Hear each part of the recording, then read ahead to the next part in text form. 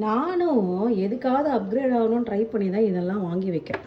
Okay, இதெல்லாம் வந்து எண்ணெய் ஊற்றி வைக்கிறதுக்கு ஒரு பாத்திரம், அதுக்கு இதுக்குன்னு சொல்லிட்டு வாங்கி வைக்கிறேன்.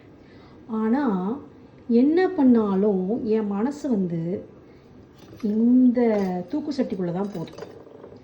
இது வாங்கி ஒரு 2-3 மாதம் ஆகுது. இதை தான் நான் யூஸ் பண்ணுறேன். ஆனால் நான் என்ன பார்க்குறேன்னா, இதில் வந்து எனக்கு அளவு கரெக்டாக தெரிய மாட்டேங்குது. எண்ணெய் வந்து நிறைய யூஸ் பண்ணுற மாதிரி ஒரு ஃபீலிங் வருது. என் மைண்டு வந்து என்ன தான் இது அழகாக இருந்தாலும், என் தூக்குச்சட்டியில் வச்சா தான் எனக்கு நல்லாயிருக்கும், என் தூக்குச்சட்டியில் வச்சா தான் இதுக்கு நல்லாயிருக்கும் அப்படின்னு என் பிரெயின் வந்து சொல்லிகிட்டே இருக்குது. அதனால் இறுதியாக என் தூக்குச்சட்டி வின் செய்து விட்டது. சில விஷயங்கள் என்ன தான் நம்ம புதுமையாக மாறினாலும் நம்ம மனசு வந்து அந்த பழமையான விஷயங்களை விட்டு போகிறதே இல்லைன்ற ஒரு ஃபீலிங் வந்து எனக்கு இது ரொம்ப ஸ்ட்ராங். இதுக்கு முன்னாடி நான் உங்களுக்கு ஒரு கடாய் காட்டியிருப்பேன். அது ஒரு 30 வருஷ கடாய். இதுவும் பார்த்திங்கன்னா எங்கள் அம்மா உயிரோடு இருக்கும் போதுலேருந்து, எங்கள் அம்மா இறந்தே 16 வருஷம் ஆக போகுது.